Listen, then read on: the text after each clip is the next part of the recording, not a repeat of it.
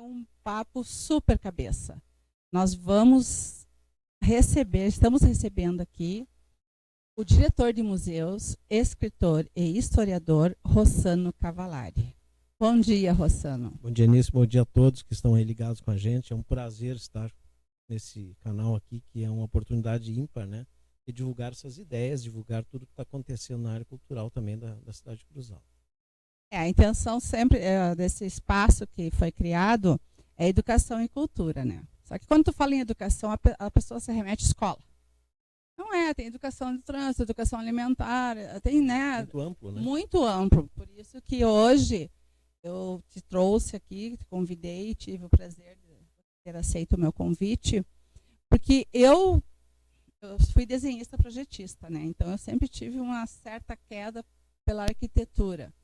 E eu vejo que Cruz Alta está perdendo muitos casarões históricos, prédios que, se fizesse um trabalho, poderia ser restaurado, mas as famílias não querem perder o terreno, né? Muitas cidades sofrem hoje, né? E a própria Porto Alegre, vivi muitos anos em Porto Alegre, e hoje, por exemplo, se tu fores lá, tem prédios históricos lindíssimos em ruínas, né? Que são tipo da confeitaria Rocco, por exemplo, na Doutor Flores, com a Riachuelo. Aquilo é um prédio maravilhoso. Hoje está detonado, né? Então há um processo de tombamento desses prédios ou de proteção, mas tu não dá um gatilho para o proprietário se defender. Ou seja, o que eu ganho com isso? Né? Inclusive tem uma casa que eu acho muito interessante, que é da Luizete. Assim, Ela reformou e ela deu uma modernizada, mas manteve a arquitetura original. Essa é uma das saídas. Tu sabe, assim, existem arquitetos que estão inseridos nesse sistema. Então eles trabalham com o objetivo de manter essas fachadas. Um exemplo claro é a cidade de São Francisco do Sul, em Santa Catarina. Fica lá na fronteira com o Paraná. É uma ilha, é a terceira cidade mais antiga do Brasil. E até faço um convite para as pessoas conhecerem, porque é perto daqui. Ela foi fundada por franceses e fica ao longo da Baía de Babitonga. E é um dos maiores complexos de casas tombadas, inclusive a sede do IPHAN, do Instituto Patrimônio Histórico Nacional, da região sul é lá. E ela tem isso, ela inseriu isso, ela fez um sincretismo do antigo com o novo, ou seja, os arquitetos acharam soluções. Eu tive numa casa que me chamou a atenção, que era uma casa com a fachada bastante antiga, assim, e ela era oca por dentro. Aquilo ali era antessala para um prédio moderno do fundo, um chafariz no meio, com sofás, ou seja, era um buenas tardes, como se diz, para você chegar e se sentir bem naquele lugar. Mas ela não perdeu a característica histórica e arquitetônica dela. Nos fundos estava o prédio novo e aquilo era uma espécie de antessala, uma câmara, assim, histórica, bonita, mas moderna ao mesmo tempo. Então, esse tipo de sincretismo é fantástico. Eu sabes assim, se eu tivesse condições, eu vou começar pelos móveis, né? Porque hoje tu paga uma fortuna por uma casca de ovo. Exato. E eu tenho algumas peças antigas em casa que eu procuro resgatar, de criado mudo, e mesas, assim, o que cabe dentro da minha casa, né? Mas, assim, a história, ela tem um valor incalculável. E eu vejo que as cidades, por questões, como tu falaste, questões patrimoniais, por exemplo, assim, uma família não vai querer perder um terreno no centro, né? E muitas vezes também não tem dinheiro para investir. Então, é bem como tu falaste, né? Existe meios, mas o gatilho não se dá. Mas o bom é que essas cidades que eu te citei aí, elas criaram uma alternativa de ganhar dinheiro com o turismo. Então, aí é uma conscientização em geral, seja de governos, de população, de que aquilo é bom. O turismo é a indústria limpa. Nós temos um grande problema em Cruz Alta aqui. Não sei se é um problema, a gente depende muito da agricultura. Quando a agricultura vai bem, a cidade vai bem. Mas e quando não vai bem? Então nós temos que ter um outro viés. E esse viés, indiscutivelmente, para uma cidade como Cruz Alta, que é uma cidade que originou 222 municípios do Rio Grande do Sul, ela é um centro histórico por natureza, logístico também. Ela se presta para isso. A Cruz Alta tem saídas e passagens para todos os locais, né? Não tem dúvida. E tem um detalhe que ela não tem inundações. Inundações. Exato. que eu vejo que algumas cidades perdem uma vez, Sim, né? Mas assim, ó, o que eu vejo, Cruz Alta, ela é um centro histórico, como tu disseste, tem casarões que poderiam atrair turistas de montão. Inclusive o nosso cemitério municipal, Isso. ele é eu digo, um parque ecológico. É uma história viva. É a história viva, né? A gente tem feito, inclusive, visitas orientadas no cemitério. Eu me lembro que no Gabriel Miranda, quando eu trabalhava de noite ali, umas professoras da EJA levaram os alunos, foi um trabalho maravilhoso, e daí que tu começa a observar a beleza que tem ali dentro. Exato, tem túmulos magníficos ali. A própria maçonaria, ela organizou um roteiro regional que a gente até acompanha e faz a visitação dentro do cemitério municipal de Cruz Alta. O nome do cemitério é Bom Jesus, esse cemitério aqui. E a gente tem essa oportunidade de acompanhar esses grupos que vêm de outras cidades, de outras lojas maçônicas, né? E fazer uma visitação aos maçons históricos aqui, que são condes, barões e gente que lutou em guerras do Farrapo, Paraguai, desde aquela época, né? Então, esse cemitério é um lugar magnífico em termos de construção cemiterial, né? Arte cemiterial.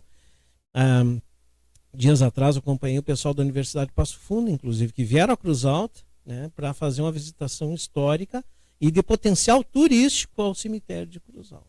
É fantástico. Mas nós estamos perdendo, né, esse patrimônio. Pelo que a gente conversou, que ontem até te falei a questão da Pinheiro Machado, né? Sim, exato. A gente passa sempre olhando o primeiro piso, né, o primeiro andar. Esses dias eu passei olhando o segundo andar. É rica! É o frontispício, aquelas partes de cima, mas é muito lindo, porque eles, uma boa parte só remodelou embaixo a fachada e manteve em cima, né? É magnífica. Mas assim, ó, um dos assuntos que eu queria que tu trouxesse esclarecimento para nós, porque eu acho um prédio magnífico, e desde a localização dele, desde toda a história que ele tem, mas muitas pessoas não têm uma interpretação. E tu sabes que a gente que gosta de cultura, a gente também quer esclarecer, né? Com certeza. É a questão da prefeitura. Porque tem algumas pessoas que não estão entendendo que ela está sendo reestruturada para não perder a historicidade dela, né? Tu poderia nos começar lá pela lei, como é que ela foi, como é que ela está? O prédio, na verdade, onde funcionou a prefeitura... nós vamos falar sobre o prédio. Pois é, então nós temos que diferenciar uma coisa, a prefeitura e o prédio. São duas coisas diferentes. Não estamos falando de administração e nem de prefeitura. Não. Ou a administração municipal hoje funciona em alguns lugares diferenciados. Só da prefeitura. Fundos da prefeitura... A prefeitura e a administração é a mesma coisa, né? Sim. Mas a prefeitura funcionava dentro de um templo histórico. Exato. Esse prédio histórico é tombado pelo Instituto Patrimônio Histórico do Rio Grande do Sul. São os dois únicos prédios tombados em Cruz Alta, que é este e o do Museu Érico Veríssimo. Bom, pensando nisso, nós começamos a nos assustar com o passar dos anos com a deterioração desse prédio. Como esse prédio é tombado, nós tínhamos que tomar providências. E as providências tomadas foram de se criar um acervo histórico que estava lá instalado na antiga aviação férrea, que é um lugar que não tem condições de receber público, porque hoje está insalubre praticamente. Então a gente criou, né, um museu dentro da prefeitura municipal. E aí entra uma questão muito importante. Esse olhar das pessoas de Cruz Alta, de pertencimento a esse todo passado que está ali dentro, tem que ser acentuado. E não é de governo A, B, C, quem passou, quem vai passar. Não. Isso é uma instituição de Cruz Alta, que é a sua história. Tu sabes que quando eu vou na prefeitura, quando era ali no prédio, aquelas escadas, tu desce assim, tu se sente a própria pessoa que estava lá no passado descendo aquelas escadarias. Exatamente. Porque cheira a história, né? E se você fores a Porto Alegre, vai ter um prédio lá do Museu de Artes, o Margues, que é o mesmo processo, o mesmo azulejo, a mesma escadaria, a mesma entrada, porque foi o mesmo arquiteto que fez, o mesmo grupo de arquitetura, o Theodor Widerspan e o grupo do Rudolf Arons. Eram alemães que tinham um processo de produção de arquitetura positivista, ou seja, símbolos de poder, que é a prefeitura.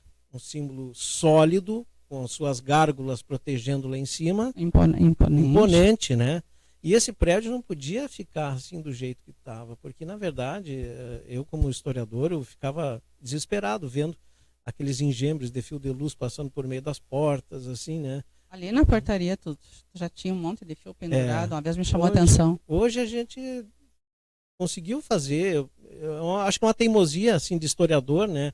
De quem está dirigindo o museu, de conseguir fazer um espaço cultural que abranja pessoas assim de vários lugares do mundo. E vou te dizer uma coisa bem interessante nisso, assim, ó. Bom, o museu estava lá na aviação férrea. Durante um ano ele recebeu no máximo 300 pessoas.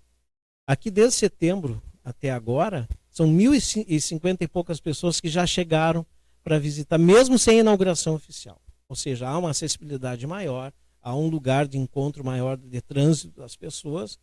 E o acervo, que é importante, teve uma visibilidade bem melhor na sua exposição. Então eu acho que nós estamos no caminho certo, fazendo assim, deixando para Cruz Alta um lugar cultural fantástico, né?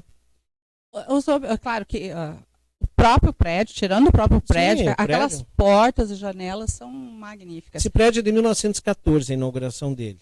Tá? Data do nascimento do meu pai. Data do nascimento do teu pai. Então, quando inaugurou, ele teve alguns contratempos antes de inaugurar. Vou te dar algumas curiosidades desse prédio, porque quem construiu esse prédio foi o filho do general Firmino de Paula. O nome dele era Firmino de Paula Filho, e que muitas pessoas confundem com o mesmo personagem. Não são. O velho general, o degolador, que dizem, foi o chefe político dessa região, nunca foi prefeito de Cruz Alta. O filho, sim, o Firmininho. O filho, na verdade, não foi só prefeito, ele teve uma dinastia de 1909 a 1924. Direto. Nesse período, Cruz Alta também sofreu um progresso positivo assim, muito grande. E o Firmininho, como se diz, foi o cara que construiu esse prédio. Então ele tem esses méritos, né? Aliás, o general Firmino de Paula está representado dentro do acervo do museu com um dos mais belos quadros da história da arte do Rio Grande do Sul. Um quadro de quase 4 metros de altura, né? Que foi concebido pela arte do ateliê do Virgílio Calegari de Porto Alegre, que era o rei das fotografias e das pinturas no Rio Grande do Sul. Aliás, todos os reis, rainhas e potentados políticos passavam por ele.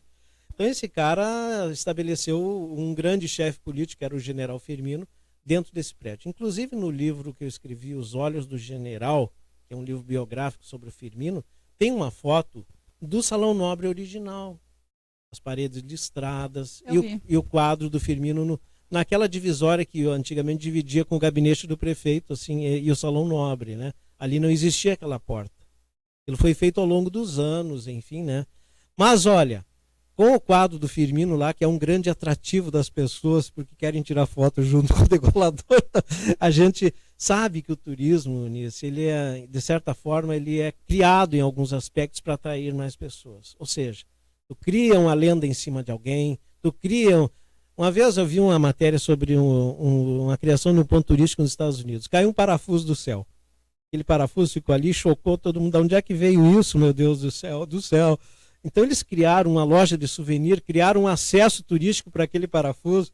Eu estou te falando de um modo genérico, mas para te explicar como é fabricado. E se tornou um ponto de atração de milhares de pessoas que cotidianamente vão ver o tal do parafuso que caiu do céu, entende? E vendem réplicas do parafuso. Isso é turismo. Mas tu sabes que Cruz Alta tem muitas lendas, né? Não tem dúvida. Nós temos várias lendas. Tem umas que não são lendas de Cruz Alta e que no passado colocaram como lendas de Cruz Alta. Por exemplo, a lenda de Anaí não é de Cruz Alta. Mas a lenda da fundação de Cruz Alta, a lenda do monstro da lagoa do cemitério, né? A lenda da panelinha. E agora surgiu uma outra história, uma outra vertente histórica da lenda da panelinha. Opa! A lenda da panelinha surgiu porque eu procurei nos jornais antigos lá da Hemeroteca, que tem nesse museu novo, né? E achei um diálogo assim numa pessoa na época, na década de 30, 40, falando sobre a lenda da panelinha. Era uma coluna de um personagem lá. E ele dizia que, na verdade, foi um amor muito grande que aconteceu entre uma índia e um nativo. E que aquela água foi tipo uma água que benzeu essa relação deles. Então aquilo se tornou uma água de quem a tocasse ou bebesse voltaria sempre para cá. Guarde sempre para ti uma coisa. a história de lendas onde tem água de você beber e sempre voltar não é unicamente restrita a Cruz Alta. Tem várias cidades antigas que têm a mesma lenda com outros nomes. A lenda da Mãe Preta em Passo Fundo, a lenda de Lorena, do Poço de Lorena em São Paulo. Também são cidades bem antigas e que trazem no seu bojo esse processo de tu vai beber água daqui, tu vai voltar sempre. Porque esses lugares também foram formados por tropeiros. E Cruz Alta, aqui que eu quero entrar num dos fatos mais importantes. A formatação histórica de Cruz Alta ela é dividida em 2 pontos bem importantes. Ou seja, a origem de Cruz Alta é jesuítica. Mas a história de Cruz Alta foi feita pelos tropeiros. Se não fosse o ciclo econômico do tropeirismo, nós não teríamos Cruz Alta hoje. Agora tu pegou num ponto que eu estava falando aí da acessibilidade de Cruz Alta a qualquer... Exatamente, é. A própria fundação pelos tropeiros já prova que Cruz Alta ela poderia ser um polo de distribuição. Porque por onde tu vai, aqui na região, tu sai, tu passa por Cruz Alta, tu passa perto da Cruz Alta. Exatamente. E as pessoas, eu lembro que quando foi projetado o shopping, que muitas pessoas disseram que foi estudado muito a logística. Uhum. E eu me lembro que um dos fundamentos da criação do shopping foi a questão da acessibilidade à cidade. Porque tem outras cidades que tu tem que fazer uma volta e Cruz Alta não, ela fica na rota. Mas infelizmente não deu certo o shopping até agora, né? Eu não sei, às vezes, sabe, tem outra lenda que diz que Cruz Alta tem um burro enterrado, alguma coisa. Caveira de burro? Caveira de burro. Todas as cidades têm a sua caveira de burro. Eu acho que tem, porque eu vejo assim, um povo muito bom, um povo hospitaleiro, mas eu vejo coisas que parece que não querem avançar. Eu posso te dizer uma coisa que eu cheguei numa conclusão. Eu pesquiso muito assim essa questão da história local, né? Artigos antigos, jornalistas, depoimentos de pessoas. Desde seus tempos imemoriais, Cruz Alta tem 3 pessoas que empurram para frente e 7 que puxam para trás. A briga, para tudo surgir, tinha briga. Desde lá, 1910, 1850, tudo que fosse surgir de novidade, surgiu um empecilho muito grande para não surgir. Isso talvez não seja uma característica só nossa, mas ela é bem demasiadamente expansiva aqui em Cruz Alta, né? Então a gente tem que lutar com isso também. Cabe a nós. Mas eu vejo, por exemplo, tu sabe que pessoas mais arredias, são os italianos, alemães, que eles até hoje eles têm uma forma de preservar a cultura deles. Exato, maravilhosa. Mas aí tu vê assim, Panambi, Ijuí, que eram, faziam, acho que não sei se Panambi fazia, mas Ijuí eu sei que fazia. Sim, com certeza. Se desenvolvendo mais que Cruz Alta. E por que isso, tu sabes? Eu tenho uma teoria. Eu tenho de correntes étnicas. Porque pensa bem, Cruz Alta, quando teve as suas primeiras indústrias de panifícios e outras coisas, eram por italianos. Esse povo imigrante, os seus herdeiros não continuaram. Nós temos aqui uma formatação étnica baseada no negro, no índio e no português. E no tropeiro, que é um mameluco paulista que acabou vindo para cá. Quando Cruz Alta se torna o maior município do Rio Grande do Sul, em 1833, designado pela Câmara de Rio Pardo, que estabeleceu seus limites, o que aconteceu com isso? Outros povos, outros distritos haviam dentro desse território todo. Mas foi necessário você emancipá-los, porque Cruz Alta não conseguia abastecer de subsídios, não tinha caminhos e nem dinheiro, porque o governo central, o governo da província, não mandava para Cruz Alta os recursos administrativos para você abastecer Passo Fundo, por exemplo, ou Santa Maria, que são filhos de Cruz Alta. E olha a distância que havia nisso aí, entre Santa Maria e Passo Fundo, né? Para te chegar a Passo Fundo, antigamente, tinha picadas, abertas por cavalos e mulas e tropeiros. Como que tu vai chegar e abastecer e transferir todo aquele processo de necessidades que um distrito precisasse? Então, os deputados de Cruz Alta, na época, conseguiram fazer as emancipações, deputados estaduais, o pai do Pinheiro Machado e o Melo Manso, que era o doutor Antônio Pinheiro Machado e o Antônio Melo de Albuquerque, que eram os 2 deputados estaduais por Cruz Alta. Eles movimentaram as emancipações para poder, Cruz Alta talvez até se livrar disso aí tudo. Era um peso político. Na verdade, essas comunidades se desenvolveram com correntes étnicas diferentes.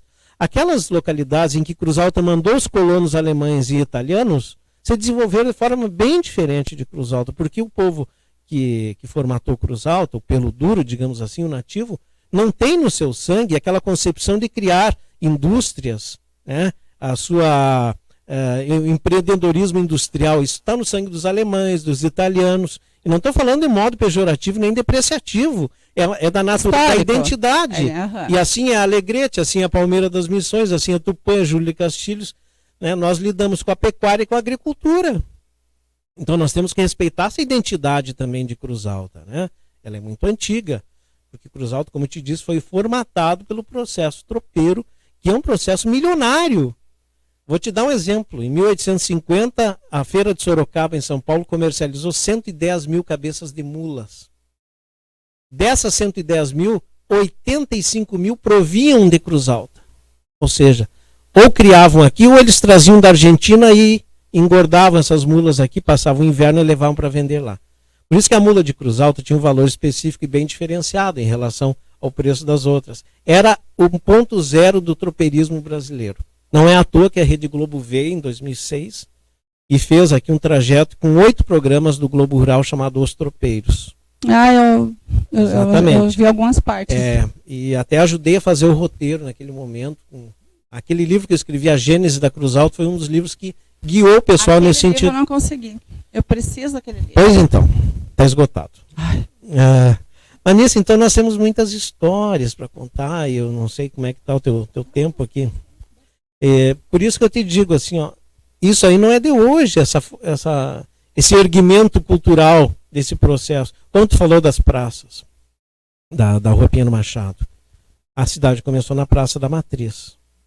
Foi traçada a vila a partir de lá. Ou seja, essa praça em frente à prefeitura... Acho que era pela Venâncio, não era? Não, era pela Rua do Comércio, que primeiramente era a Rua das Tropas, né? A Rua da Olaria, depois Rua das Carretas, depois Rua do Comércio. E atualmente Pinheiro Machado. Teve vários nomes. Rua da Olaria, porque lá nos valos, que eles chamavam, nas denominações históricas, perto do hoje Hotel Santíssima, existiam as primeiras olarias de Cruz Alta, feitas pelo Vidal José do Pilar, que logo que chegou em Cruz Alta, montou isso aí. Foi através dessas olarias que se construiu o casario ao longo da Pinheiro Machado. E as 4 primeiras casas que se construiu foi ali em frente da Praça da Matriz, a Praça Érico Veríssimo. Da esquina da Duque até a esquina com a Coronel Pilar.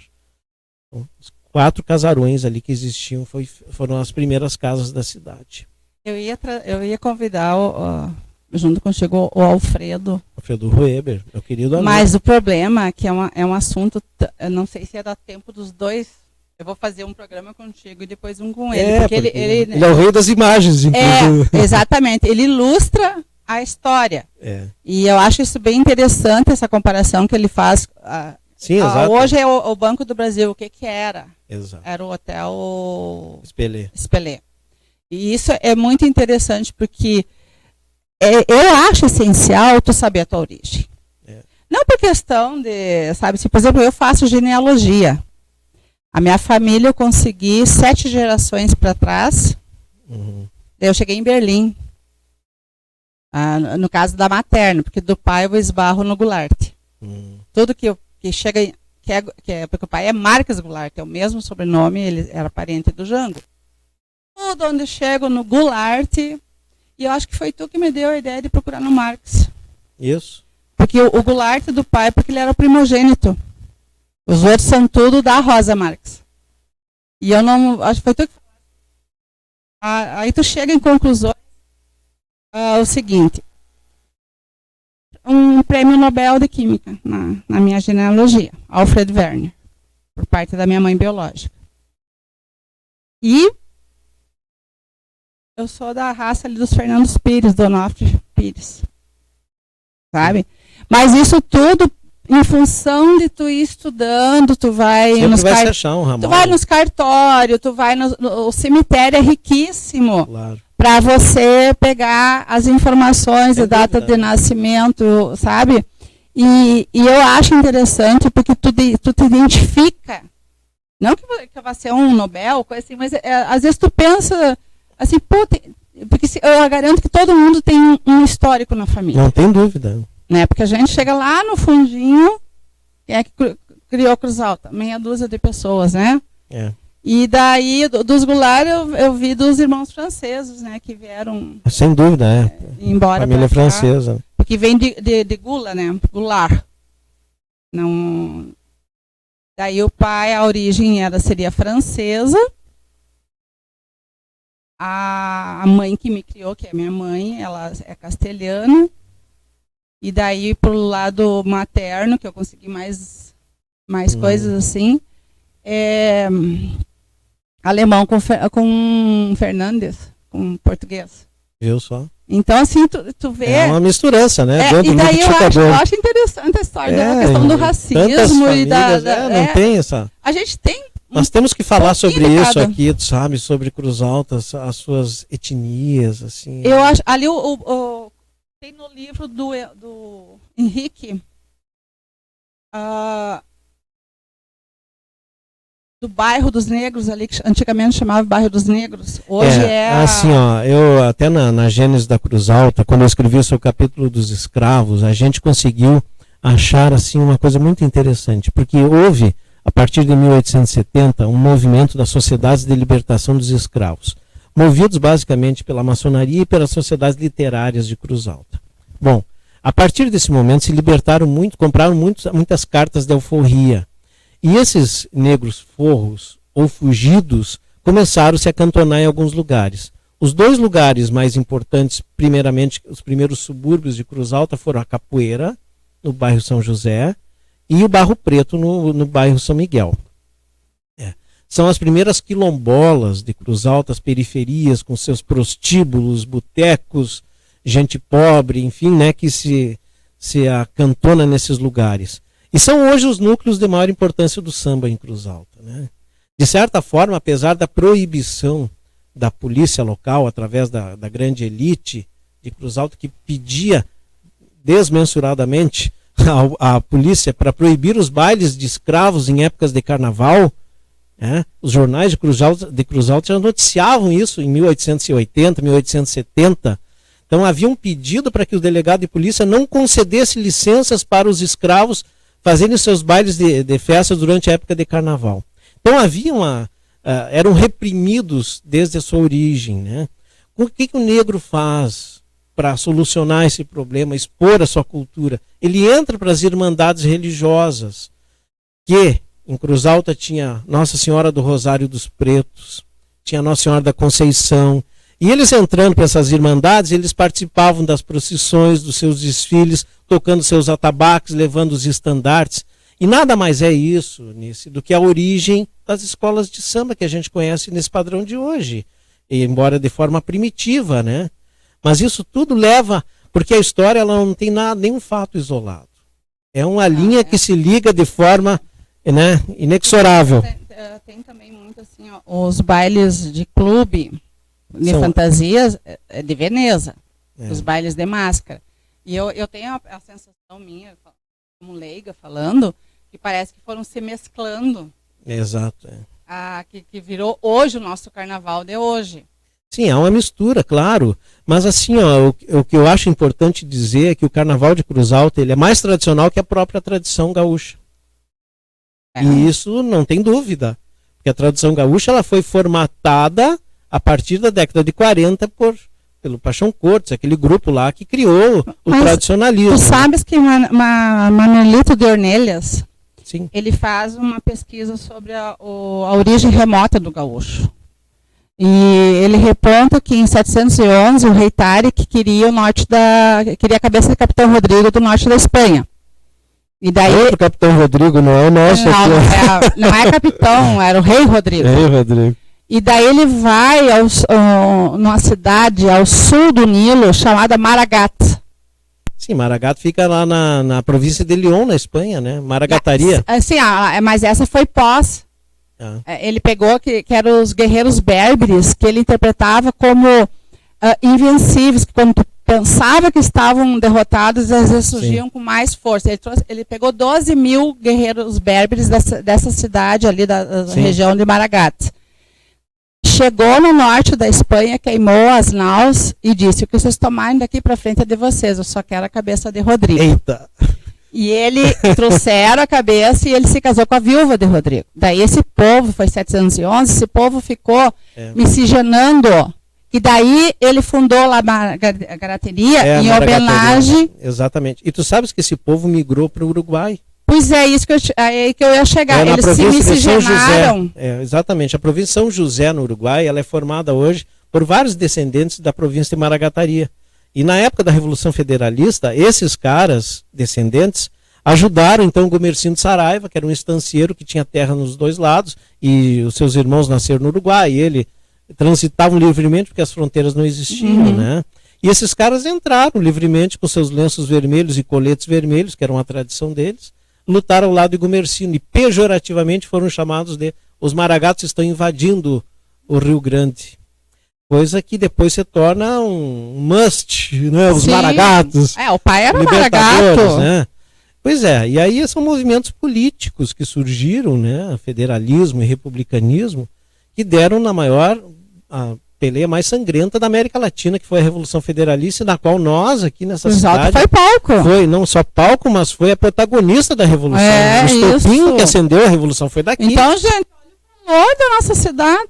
E essas armas, esse material da Guerra dos Farrapos, inclusive, que vem 50 anos antes, essa Guerra dos Farrapos, nós tivemos assim muita gente de Cruz Alta que lutou, e esse museu nós temos peças da Guerra dos Farrapos. Pois eu ia te perguntar isso, a origem desse acervo. Vocês, Ao longo dos anos tivemos doações de famílias tradicionais da cidade, famílias que os seus filhos lutaram nas guerras do Farrapos, ou do Paraguai principalmente, e cito isso com a família do Vidal do José do Pilar, cuja descendência é a professora Exaltina do Pilar.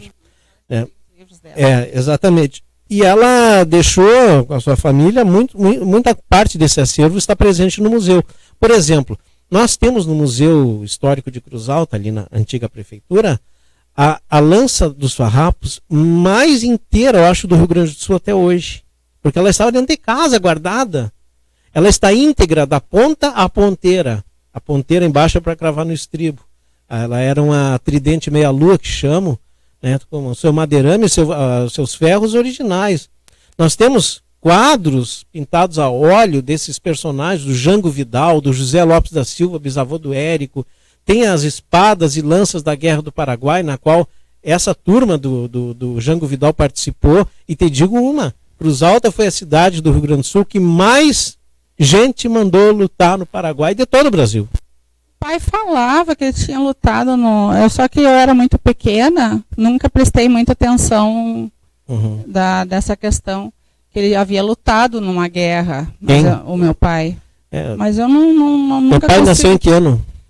1914, tu falou, 14. Né? E deve ter lutado, mas a Revolução de 30, possivelmente, quando o Getúlio ganhou poder, que houve a Revolução de 30, houve um movimento político, porque aí possivelmente ele teria idade para lutar, né? Pois é. Depois ele foi vereador, no tempo que o vereador não recebia nada, né? Sim, Eu tenho a foto eu fiz uma página, Memórias do Eupídio, o homem dos bilhetinhos.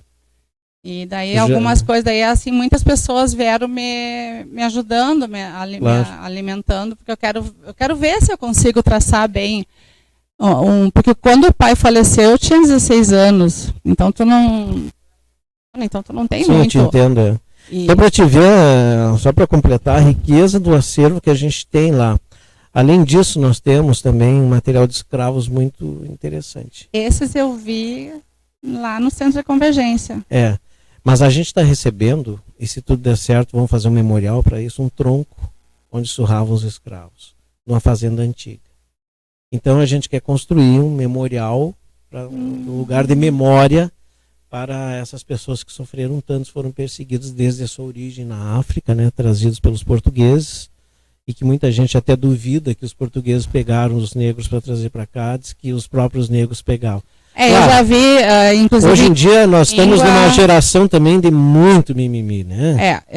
Eu vi Não é um escritor português, agora não me fugiu o nome. Claro, que ele relata. Eles terceirizavam também. Ele relata que a compra era feita, porque era a guerra entre tribos. Eles aproveitavam isso, pagavam para os outros adversários capturar os seus inimigos.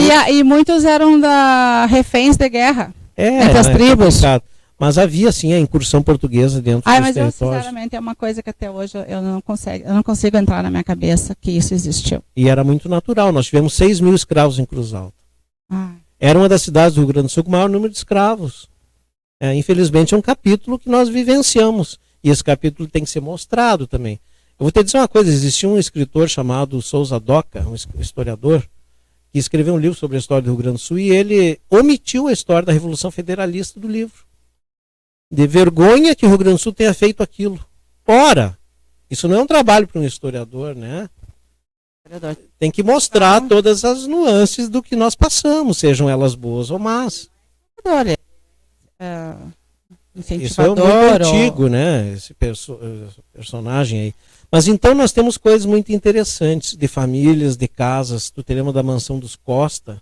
Eu lembro, ali onde é Itaú hoje. Ali o mobiliário está lá. Todo o mobiliário está no museu. Sério? Sério. Mobiliário de peças em estilo arte nouveau. Porque o Dr. Marcos do Prado Costa, além de estancieiro, ele foi um banqueiro. Ele foi um dos acionistas do Banco Pelotense no Rio Grande do Sul. E foi, além de diretor regional e dessa agência de Cruz Alta. Ele foi um homem muito rico.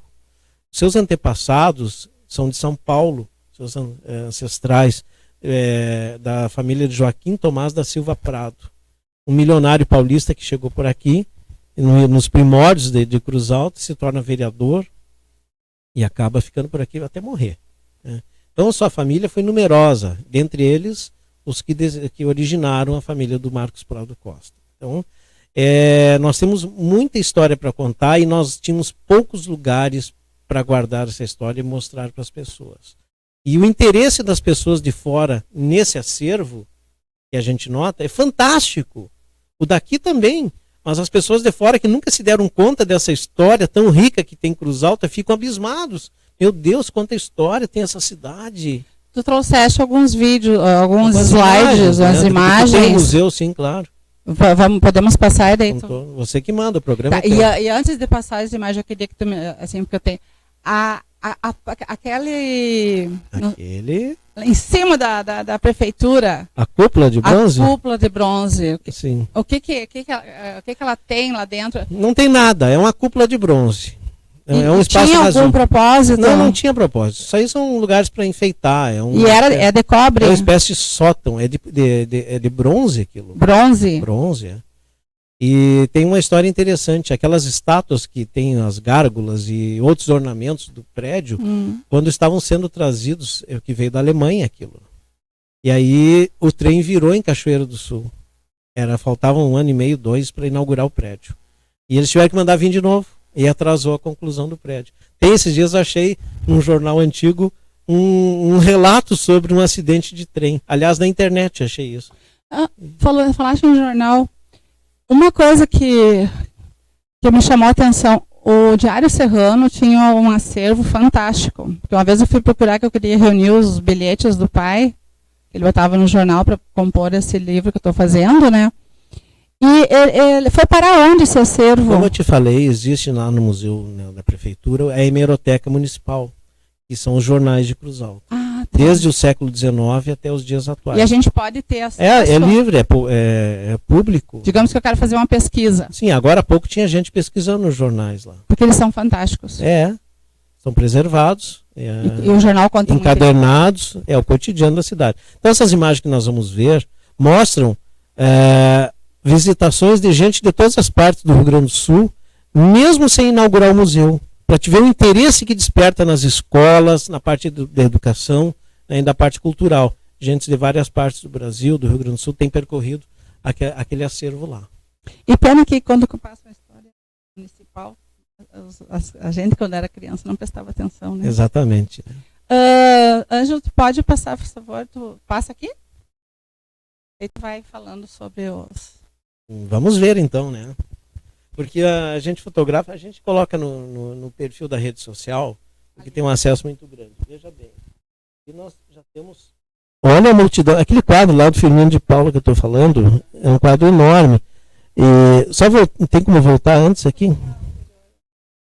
Vamos ver se ele consegue voltar. Não consegue.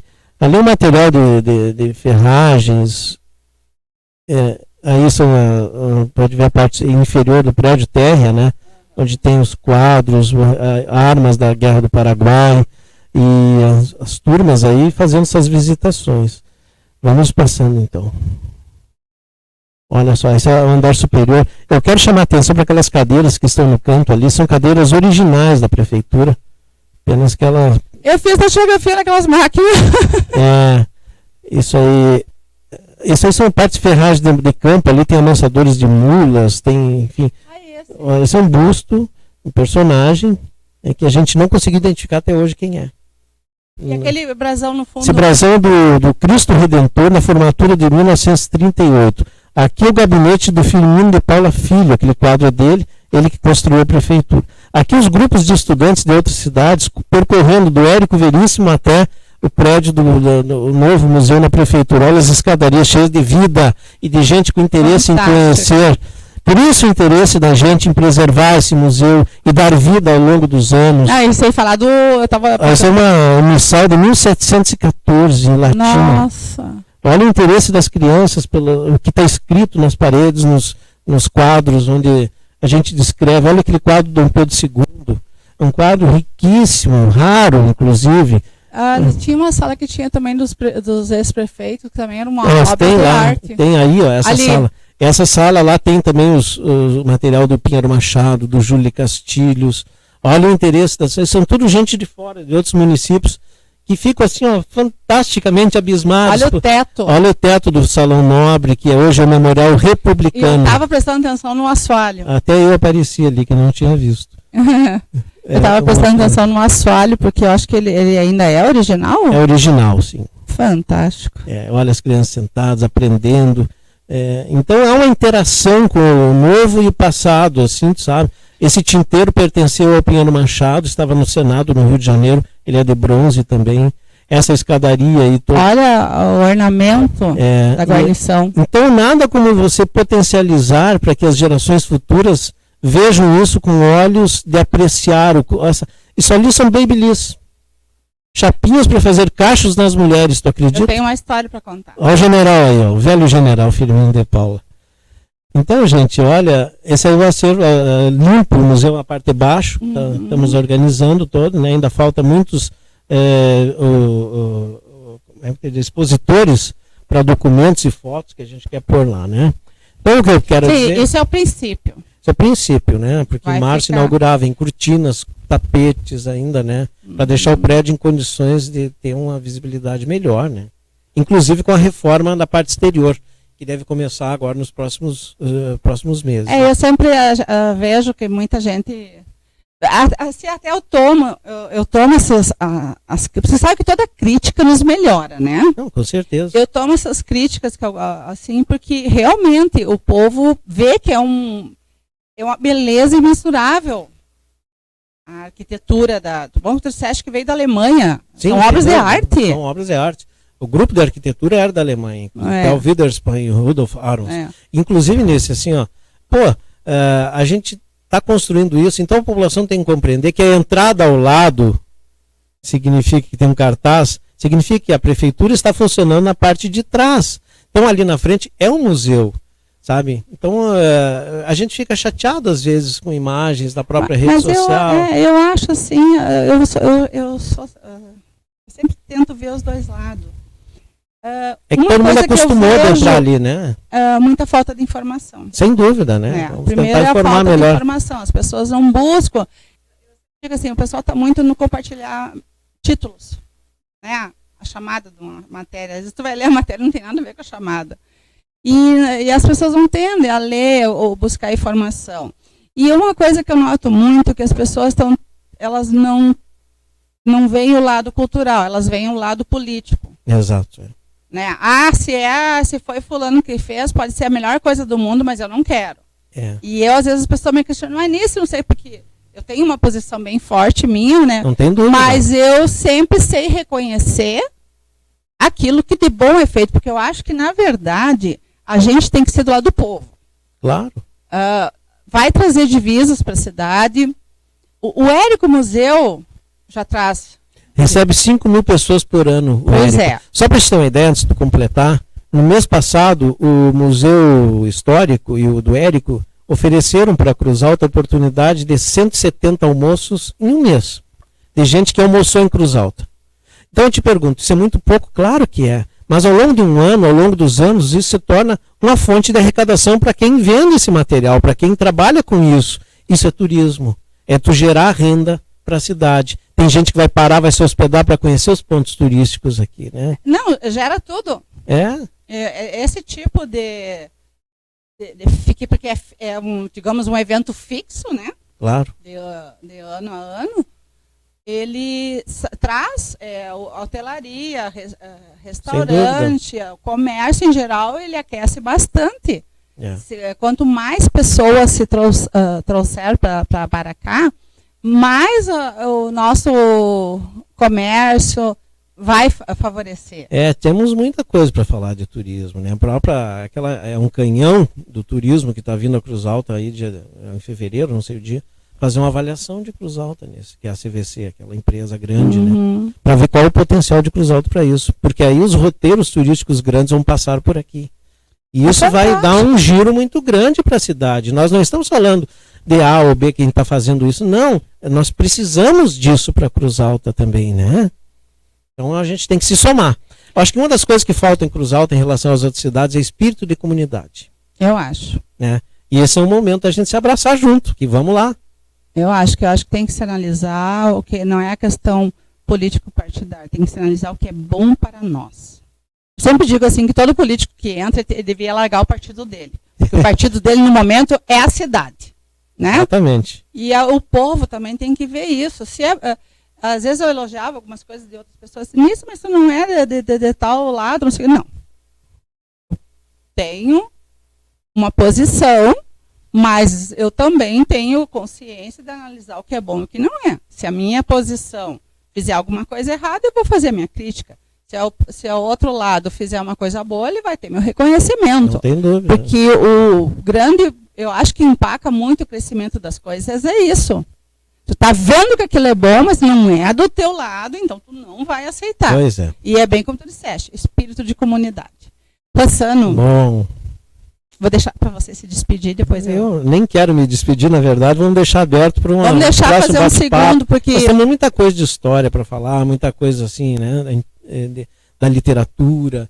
E você que também é um personagem da literatura do Cruz Alta, nessa segunda antologia que foi lançada, tem um conto meu que ele foi premiado nos 100 anos de Érico Veríssimo a nível estadual.